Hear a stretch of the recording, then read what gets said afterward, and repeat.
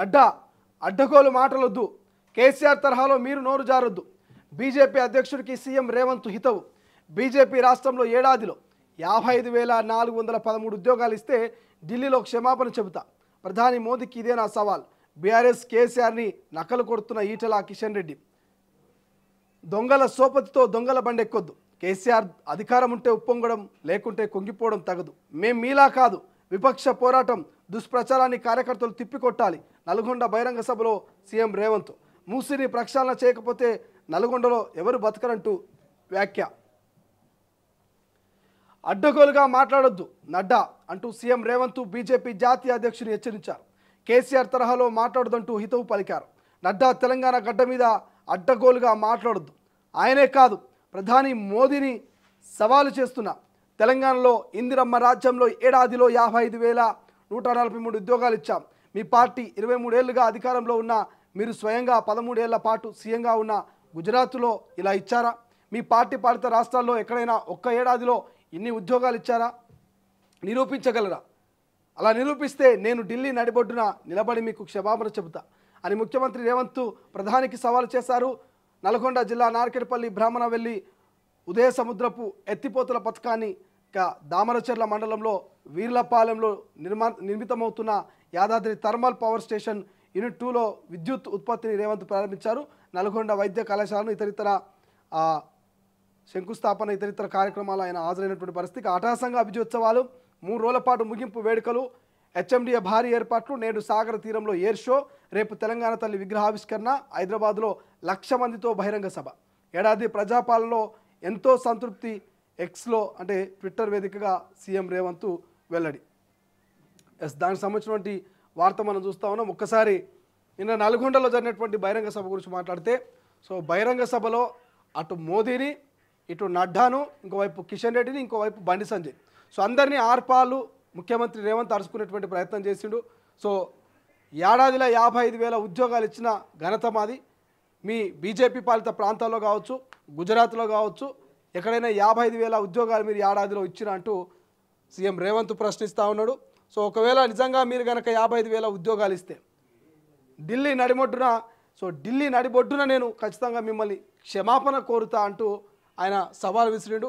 అటు నడ్డాకు కావచ్చు, ఇటు ప్రధాని మోదీ కావచ్చు, మరోవైపు బండి సంజయ్ కావచ్చు, కిషన్ రెడ్డి కావచ్చు, ఈటల రాజేందర్ కావచ్చు, వీళ్ళంతా కూడా బీఆర్ఎస్ కేసీఆర్ సేమ్ యాస్టీస్గా వాళ్ళ కోరికలు ఏమైతే గతంలో కేసీఆర్ బీఆర్ఎస్ ఎట్లయితే ప్రవర్తించారో సేమ్ అట్లా వాళ్ళని కాపీ కొడుతున్నారు, అంటే నకలు కొడుతున్నట్టు కదా, చిట్టీలు కొడుతున్నట్టు కదా, అట్లా కేసీఆర్ తరహా బీఆర్ఎస్ పార్టీ తరహా బీజేపీ నాయకులంతా కూడా ఇటు ఈటల కావచ్చు, కిషన్ రెడ్డి కావచ్చు, కేసీఆర్ను నకలు కొడతా ఉన్నారు. ఆ స్క్రిప్ట్ను తీసుకొచ్చి కాపీ పేస్ట్ చేస్తూ ఉన్నారు. వాళ్ళు ఏం మాట్లాడితే దాన్ని తీసుకొచ్చి వీళ్ళు ప్రదర్శిస్తున్నారు అన్నట్టుగా నిన్న రేవంత్ చెప్తా ఉన్నాడు. వాస్తవానికి కూడా అదే జరుగుతున్నట్టు అనిపిస్తుంది.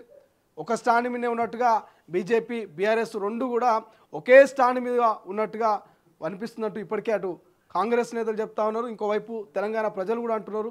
సో మరి నిజంగానే వీళ్ళు ఒక స్టాండ్ మీద ఉన్నారా, లేకపోతే మరి బీజేపీ అధికారంలోకి వచ్చేందుకే ఈ రకంగా వ్యవహరిస్తుందా చూడాల్సిన అవసరం ఉంది. సో దొంగల సోపతితో దొంగల బండి ఎక్కొద్దంటూ కేసీఆర్ అధికారం ఉంటే ఉప్పొంగడం, అధికారం లేకపోతే కుంగిపోవడం. సో ఇది ఈ వ్యవహార శైలిలో ఉంటాడు కేసీఆర్. సో 10 ఏళ్ళు ఏ విధంగా కేసీఆర్ స్టైల్ ఉండే, కేసీఆర్ వ్యవహార శైలి ఉండే అందరికీ తెలుసు. కానీ ఇప్పుడు అధికారం పోగానే ఫామ్ హౌస్కే పరిమితమైండు, ఫామ్ హౌస్లోకి వెళ్ళి బయటకు వస్తలేడు, కనీసం ప్రజా సమస్యల మీద మాట్లాడతలేడు, ప్రజల్ని పట్టించుకోవట్లేదు. సో కేసీఆర్ ఇట్లుండొద్దు. కేసీఆర్ గతంలో ఎట్లుండో మీ అందరికీ తెలుసు.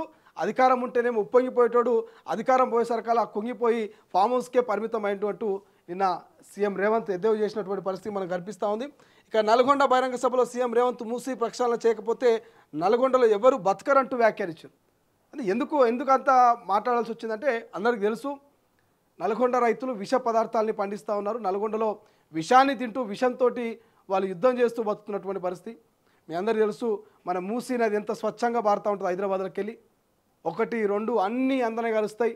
ఇక అది సరిపోదంటూ ఇక్కడ షాద్నగర్, జడ్చెల్ల, మేడ్చెల్ లాంటి కొన్ని ప్రాంతాల నుంచి కొన్ని కంపెనీలో ఉన్నటువంటి కెమికల్ని అక్రమంగా తీసుకొచ్చి ఆ మూసీలో కలుపుతారు. మొన్న చూసినాం కదా మనం, షాద్నగర్ నుంచి ఆ మూసీలో ఒక కెమికల్ ట్యాంకర్ వచ్చి మొత్తం కూడా ఆ కెమికల్ అంతా లీక్ చేసిపోయినటువంటి పరిస్థితి, అడ్డంగా దొరికిపోయారు. అటువంటి కెమికల్స్ ఇక వేస్టేజీ డ్రైనేజీ వాటర్ అంతా కూడా ఆ మూసీలో ప్రవహిస్తూ ఏడికి పోతుంది అంటే లాస్ట్కి పోయేది నల్గొండ దగ్గరికి. నల్గొండ భూమి అంతా కూడా విషంగా మారిపోతుంది.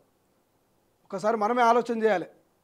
నిజంగా ఆ ప్రాంతంలో మనం బ్రతికితే, ఆ ప్రాంతంలో మనం ఒక రైతుగా వ్యవసాయం చేస్తే, ఆ ప్రాంతం బిడ్డగా మరి మనకు ఎటువంటి పౌరుషం ఉంటుంది? మన బతుకులు మారాలా వద్దా అనేటువంటి ఒక ప్రశ్న మనలో ఉంటుంది. సో మరి కాంగ్రెస్ చేస్తున్నటువంటి మూసీ ప్రక్షాళన తప్ప రైటా మీరే ఆలోచించుకోవాలి. ఒకవేళ మూసీ ప్రక్షాళన చేస్తే నల్గొండ జిల్లాలో ఉన్నటువంటి ప్రజల బతుకులు బాగుపడతాయి, రైతన్నల జీవితం బాగుపడుతుంది, భవిష్యత్తు తరాలు మెరుగైతాయి. ఇప్పటికే నల్గొండ అనగానే ఫ్లోరోసిస్కి సంబంధించి కావచ్చు, ఇతర వ్యాధులు ఉంటాయి. అక్కడ మనం చూస్తూ ఉంటాం అంగవైకల్యం ఏర్పడుతూ ఉంటుంది, పళ్ళన్నీ కూడా సార్కలు పడుతూ ఉంటాయి. సో చాలామంది అంగవైకల్యంతో పుట్టేటప్పుడు అంగవైకల్యంతో పుడుతూ ఉంటారు నల్గొండలో. చాలా వరకు హైట్ పెరిగారు ఎక్కువగా. సో ఇటువంటి ఎన్నో సమస్యలు నల్గొండ ప్రజలు ఎన్నో ఏళ్ల నుంచి ఎదుర్కొంటూ ఉన్నారు. కాబట్టి మరి ఆ ఫ్లోరోసిస్ని, ఇటు రైతుల పంట పొలాల్ని, వీటన్నిటిని కూడా స్వచ్ఛమైనటువంటి నీళ్లు, గోదావరి నీళ్ళు తీసుకొచ్చి నేను మూసీలో కలుపుతా, మూసీ గోదావరి నీళ్ళతోటి స్వచ్ఛమవుతుంది, తెలంగాణలో ఉన్నటువంటి నల్గొండ బిడ్డల బతుకులు బాగుపడుతుంది. ఒకవేళ కనుక మూసీ ప్రక్షాళన చేయకపోతే ఇక నల్గొండలో ఎవ్వరూ బతకరంటూ నిన్న సీఎం రేవంత్ వ్యాఖ్యలు చేసిండు. కానీ ఇలా ప్రతిపక్షాలేమో ఆ నల్గొండ బిడ్డల బతుకులు బాగుపడతాయంటే అడ్డుపడే ప్రయత్నం చేస్తారు. ఎందుకు ఈ మూసీ ప్రక్షాళన, 1000 కోట్ల స్కామ్ ఈ మూసీ ప్రక్షాళన అంటూ అడ్డుపడే ప్రయత్నం చేస్తారు. అవ్వ పెట్టదంట, అడక తిననిదంట. నువ్వు పెట్టావా అంటే బువ్వ పెట్టది, పోనీ అడుకోచుకొని తింటా అంటే అడుకోవద్దు, ఇజ్జత్ పోతాట. అరే మీరు గతంలో 10 ఏళ్ళ అధికారంలో ఉండి నల్గొండ బిడ్డల బతుకులు ఏమైనా మార్చినట్టే మార్వలే. పోనీ మేమన్నా అధికారంలోకి వచ్చి ఏమైనా చేస్తామంటే మమ్మల్ని చేనిస్తలే అంటూ కాంగ్రెస్ పార్టీలు పొద్దున్న లేస్తే అదే మొత్తుకుంటున్నారు. సో మరి వాస్తవానికి ఏం జరుగుతుందో చూడాలి. మరి ఈ మూసీ మీద ఒక్కొక్కరిది ఒక్కొక్క స్టాండ్, అటు బీజేపీ ఒక స్టాండ్, కాంగ్రెస్ ఒక స్టాండు, బీఆర్ఎస్ ఒక స్టాండ్.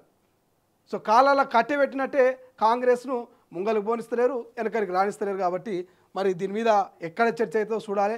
నాకు తెలిసి అసెంబ్లీలో మాత్రం హైడ్రా మీద చర్చ, మూసీ మీద చర్చ, లగచర్ల చర్చ, ఏడాది పాల మీద చర్చ, ఇట్లా రుణమాఫీ మీద చర్చ, రైతు భరోసా మీద చర్చ, ఇన్ని రకాల చర్చలు జరిగే అవకాశం ఉంటుంది. కాబట్టి ఇక ఉద్యోగాల విషయంలో కేసీఆర్ తరహాలో మీరు నోరు జారొద్దు, అడ్డగోలుగా మాట్లాడొద్దంటూ నడ్డాకైతే రేవంత్ వార్నింగ్ ఇస్తూ ఉన్నాడు. సో నడ్డా గురించి కూడా మాట్లాడదాం. నడ్డా ఏం మాట్లాడాడు, ఏం కథ అనేది.